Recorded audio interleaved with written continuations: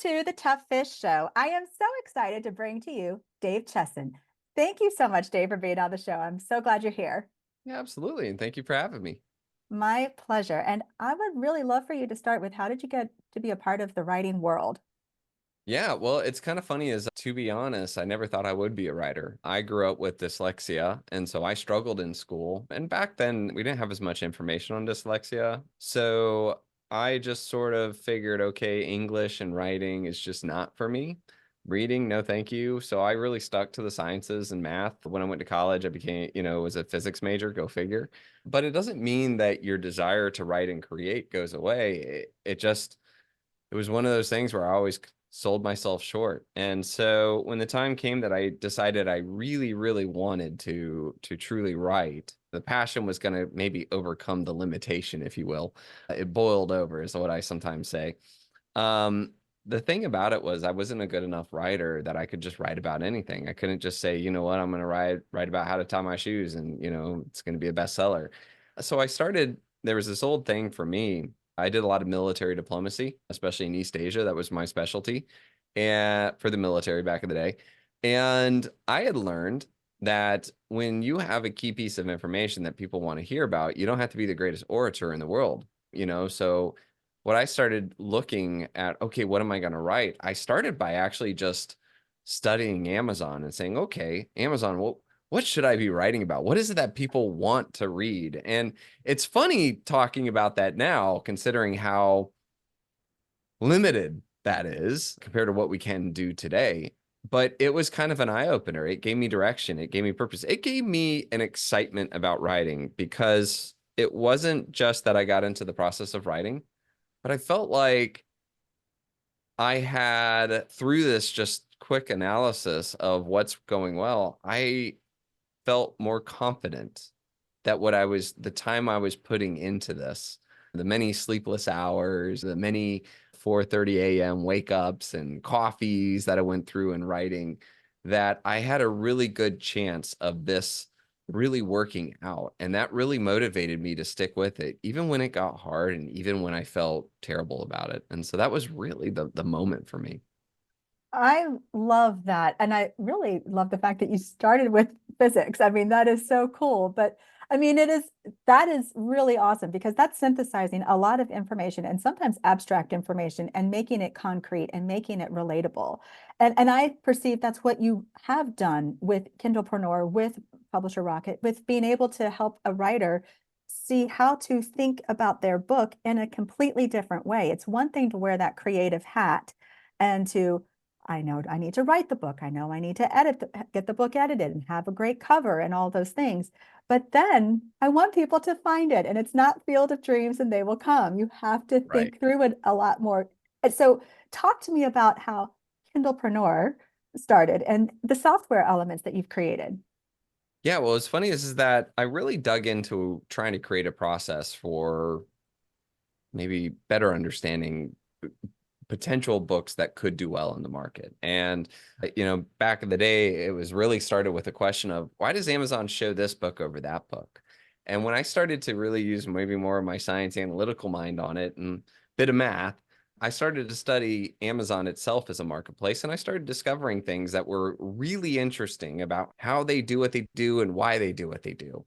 At the time, I had wrote a couple of books and luckily and thankfully the theories that I had were working. The books were doing incredibly well. Amazon was helping to sell my books. And by the way, at the time, I was on the other side of the world. I was in Korea. I did not have the ability to interact with people. Social media was off the table because when I was awake, Americans were asleep and vice versa.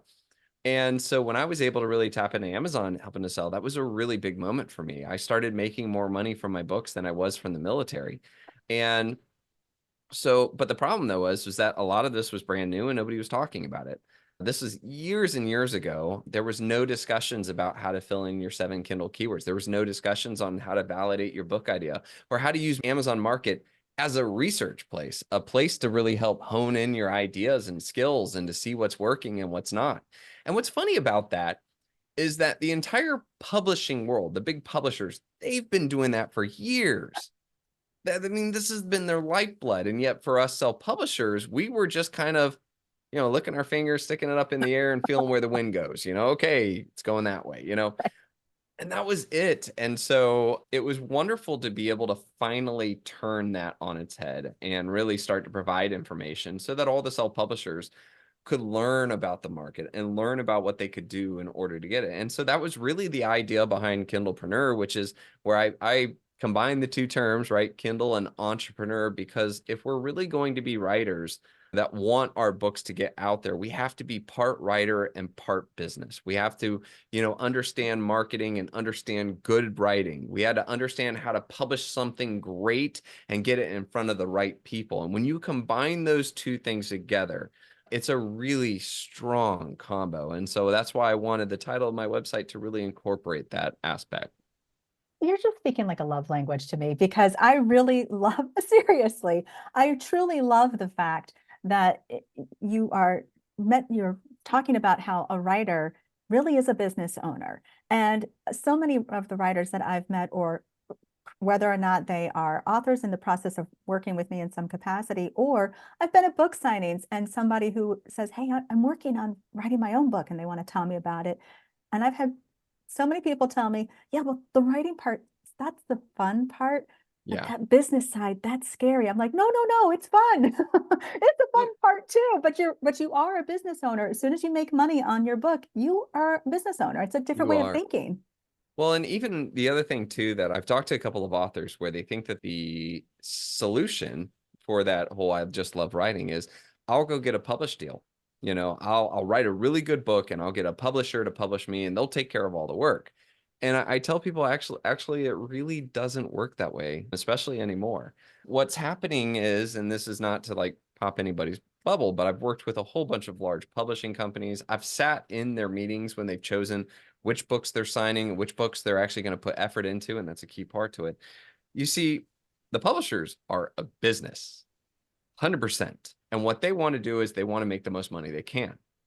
So when they go to sign a writer, especially a new writer, a mass majority, and again, there's some outliers, there's some, lottery ticket winners out there, but most of the time what they do is they say, hey, great, this is a great book. This fits the trend, the market analysis that we have. We believe that this is a good spot to be in. There's some reason to believe that the book is probably good. You'd be surprised how many of them definitely don't read the books, by the way. So they'll make the decision.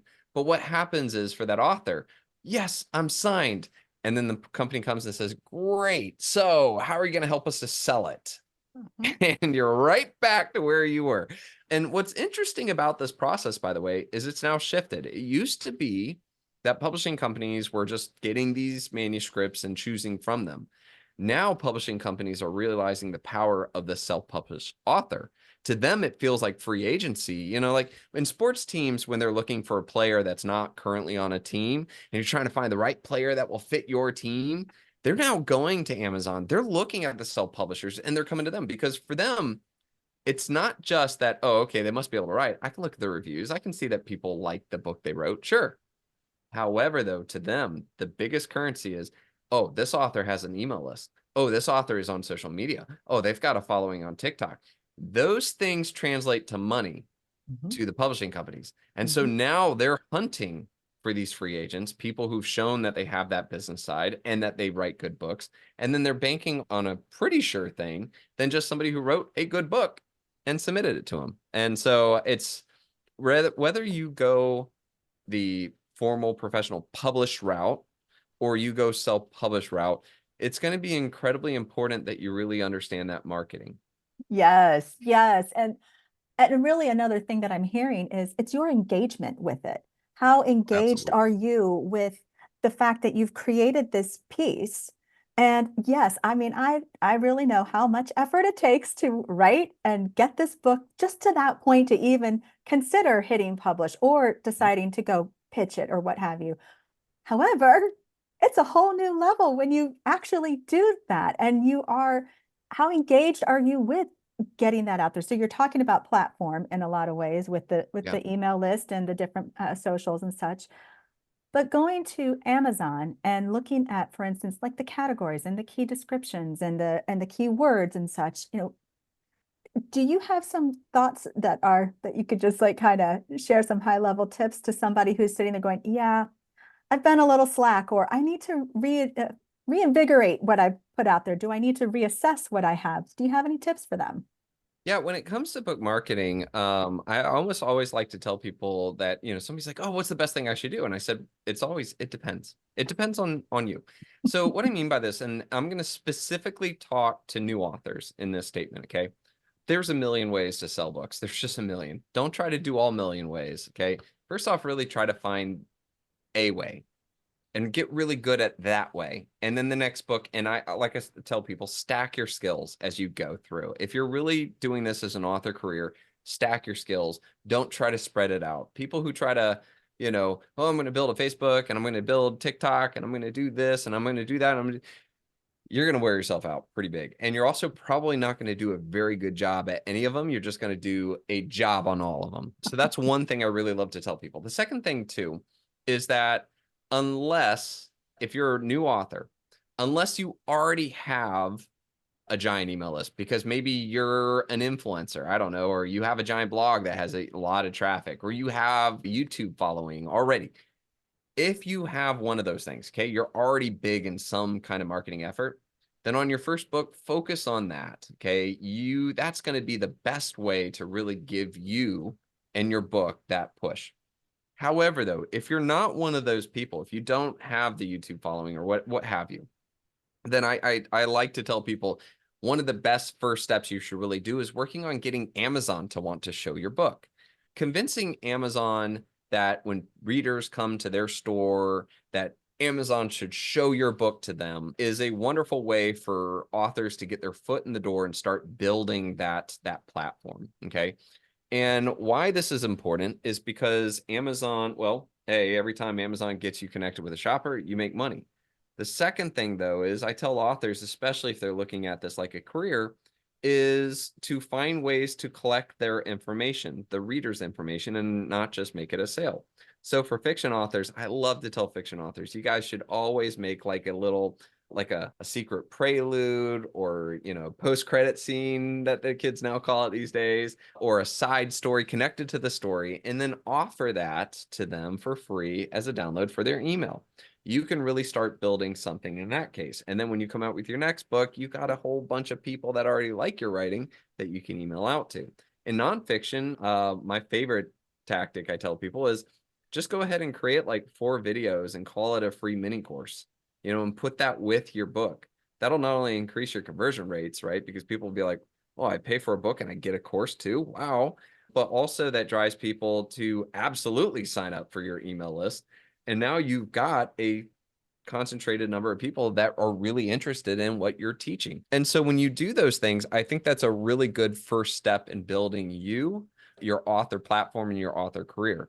And so it really comes down is to making sure that you do your proper research and you understand how can you best get your book in a good standing with Amazon so that Amazon then says, oh man, I know what the shopper wants. Let's show, so-and-so's book. And I think that's a really wonderful thing, especially for a new author.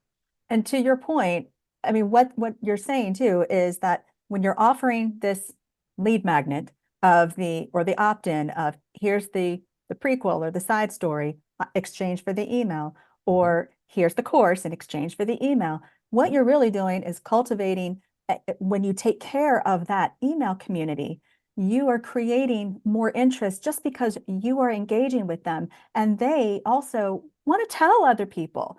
It's another form of connecting with your readers, and they want to get to know you. So it's a way to bring more people into your world. I kind of see books as really nice business cards. And it sounds so sad to say it in some ways like that because of all the effort it does take to write a book. But yet, that is how I see that. That book is a conduit into your business. And there's so many different ways you can maximize that.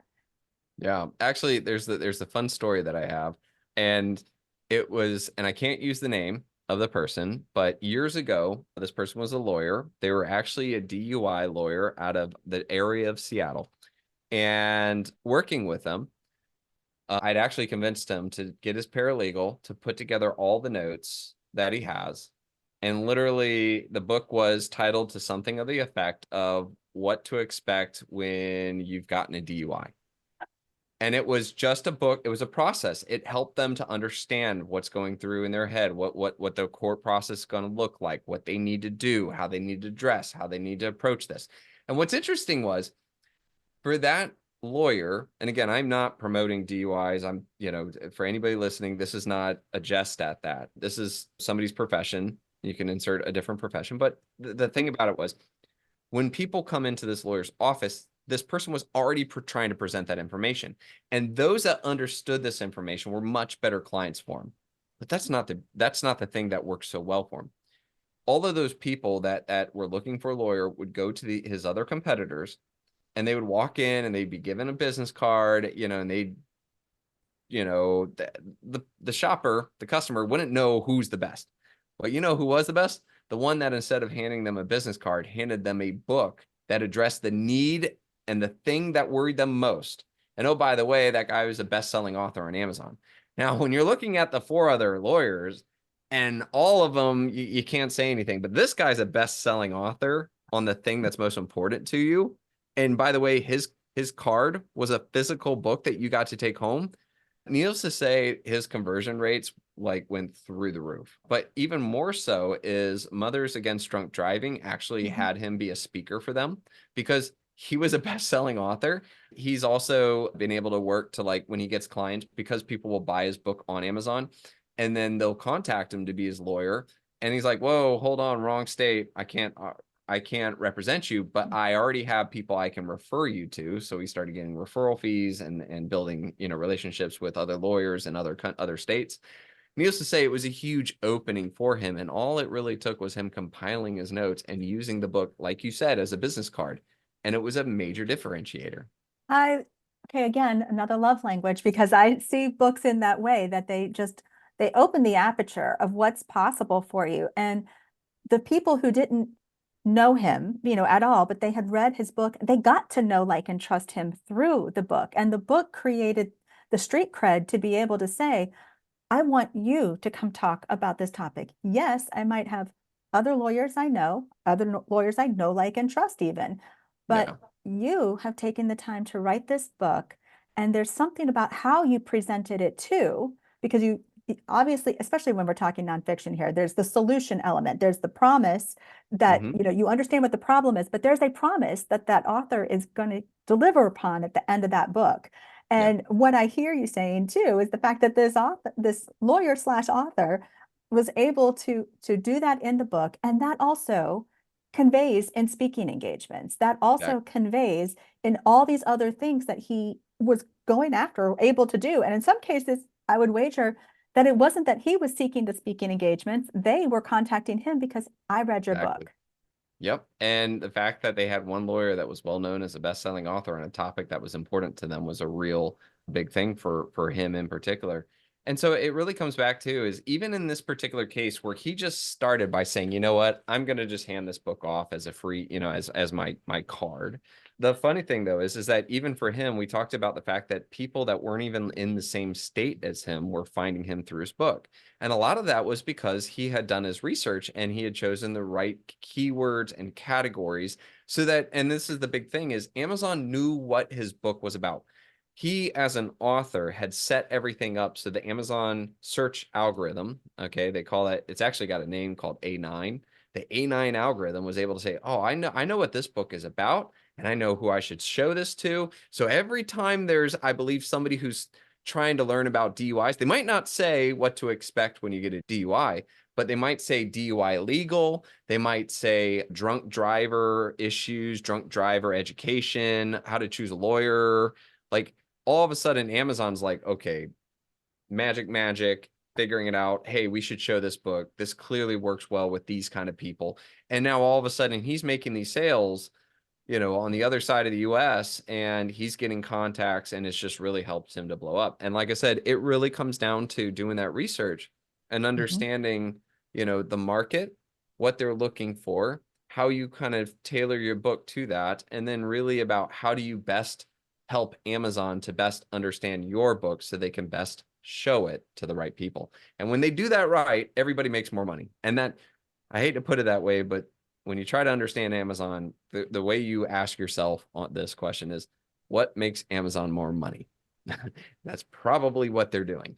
And in this particular case, when they can show the right book to the right person at the right time, they make more money. And so do we. And that's Well, great. but that also helps that person because if you think about it, the person who might be up at night, maybe it's just been on their mind and they're very frustrated with trying to find a solution. So they do start searching. They might say, how might I?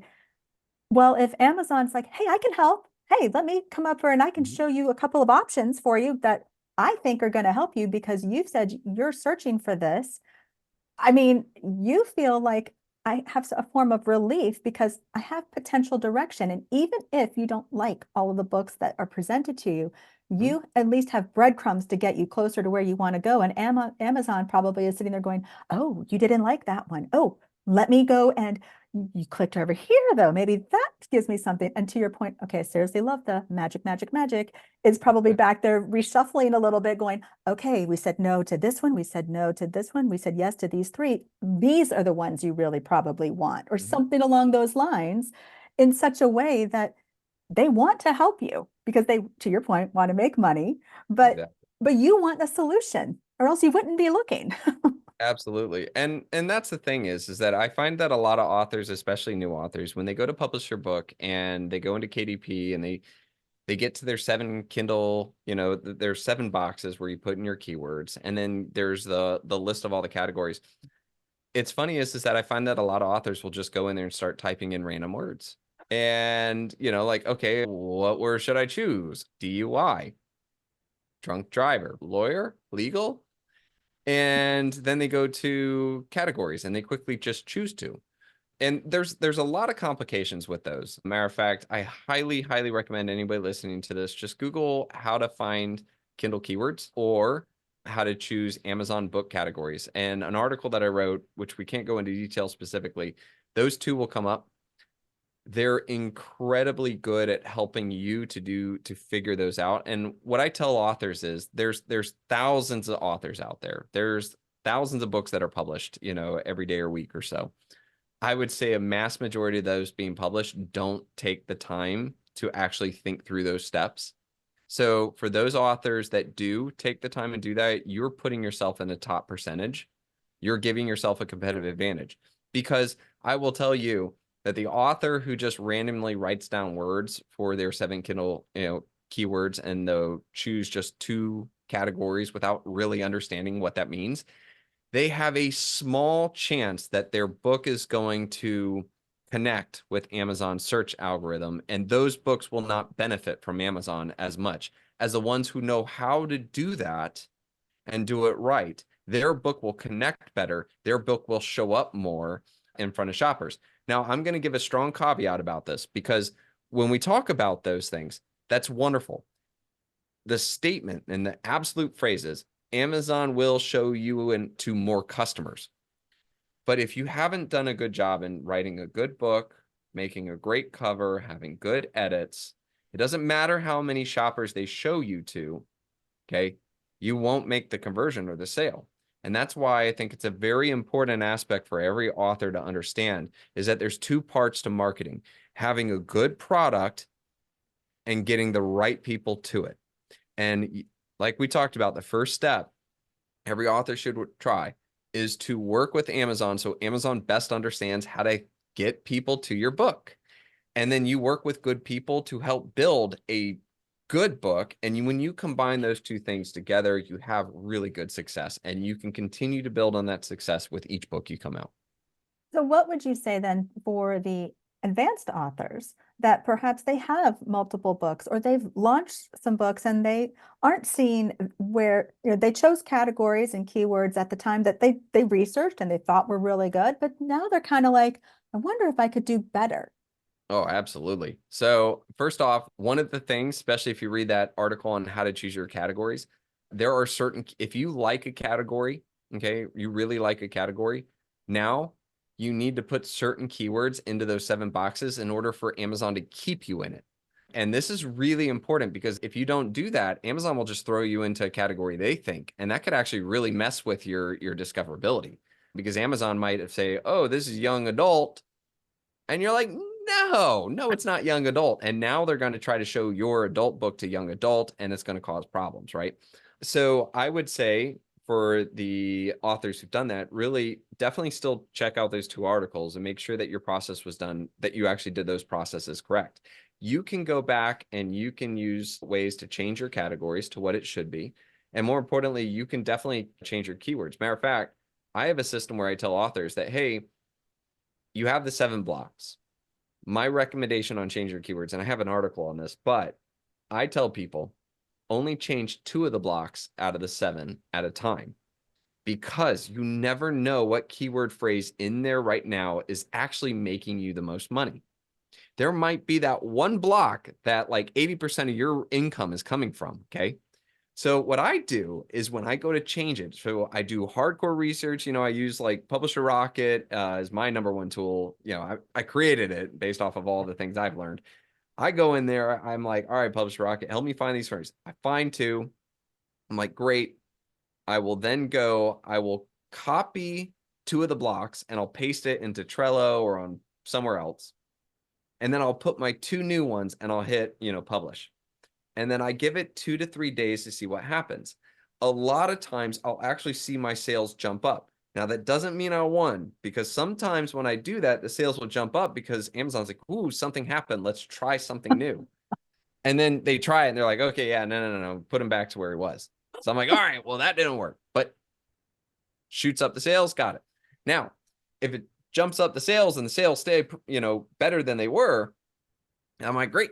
2 of those blocks, those are better. So then I'll go to another 2. And like I said, I like to change 2 blocks at a time, because there's times where all of a sudden you'll discover one of those is definitely my hot keyword, because I'll take it out and all of a sudden sales are, whoa, get it right back in there. I really love this process for a couple things. Number one, it helps me to identify what's actually helping me to make money, that's helping my book to get in front of people. I also really love this process, especially if I'm writing a series. If I'm writing a series, knowing the keywords that worked the best for my first book helped me when I launched the second book in the series and the third book in the series. And so I think that's just absolutely key information for authors to know. I love that. And in a way, it kind of plays off of your degree again, because it's science. And Yeah. really what you're doing too is, if you go in with the mindset of experimenting, I'm going to experiment. And I'm not married to these keywords. I want to just see what happens if I do this, and then watch, because if you didn't like it, you can go back and fix it. But if it worked, hey, you tried something. And it might feel scary at first, but if you view it as, I'm experimenting and I'm curious to see Yeah. what's happening. Well, you were curious with a story that you wrote, that you wanted to get published, and you figured your way out and you found better ways to tell it, or what characters to keep and whatnot. You experimented there. So experiment here too, so that you get where you want it to be. Yeah, absolutely.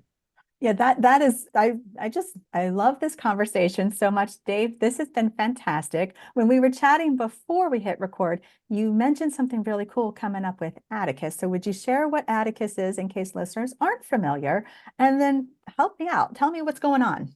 Yeah, absolutely. So a couple years ago, I created a program called Atticus.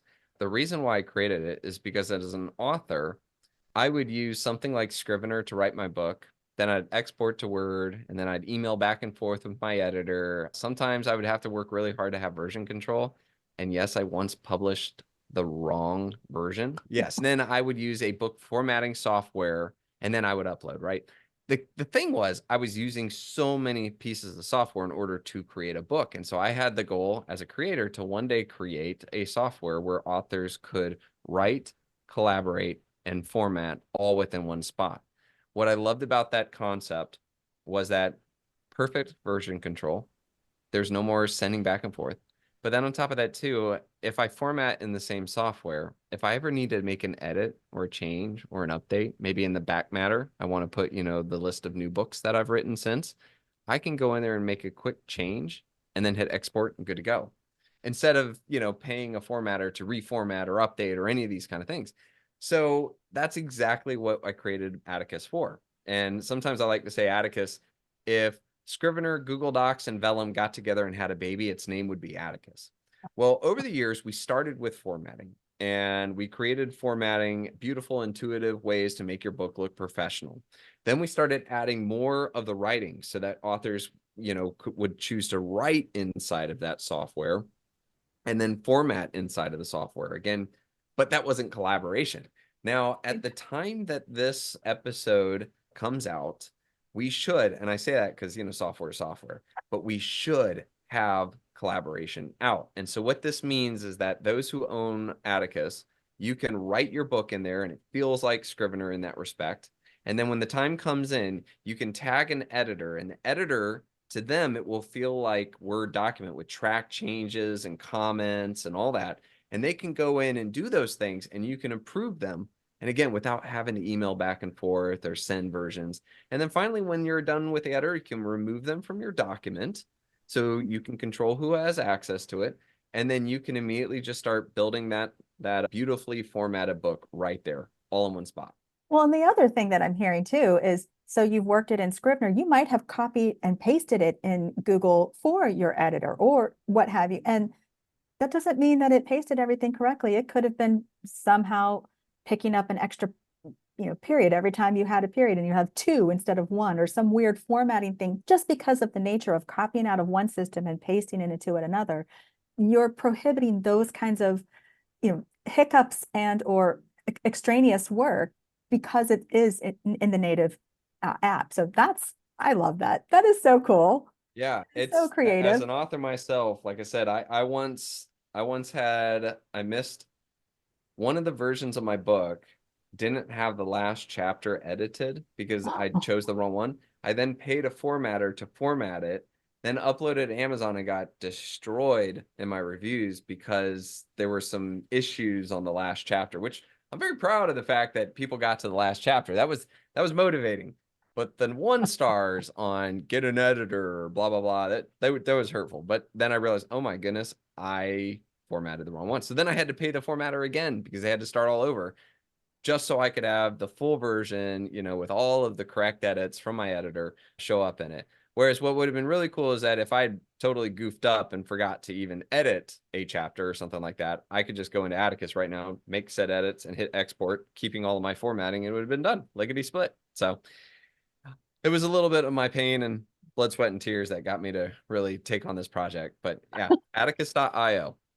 That that is really, really cool. Dave, where can people connect with you? Where can they get to be part of your world? And just how do people get to be more involved in Kindlepreneur? Yeah, absolutely. Well, I've got a contact page on kindlepreneur.com. You can either scroll down at the bottom, there should be a link to that. If there's any questions or anything that I said that you want more clarification on, go there, send me the question. More than happy to answer it. Very, very cool. And how do they get to be a part of finding out about Publisher Rocket and Atticus? Yeah, you can go to publisherrocket.com or atticus.io and you can find us there. And like I said, if you have any questions about those, we have phenomenal support team members on both of them. All of our support team are people who are authors, so they understand where you're coming from and they can answer your questions. So more than happy. That is awesome. Dave, thank you so much for being on the show. This has been fantastic. Absolutely. And again, thanks for having me.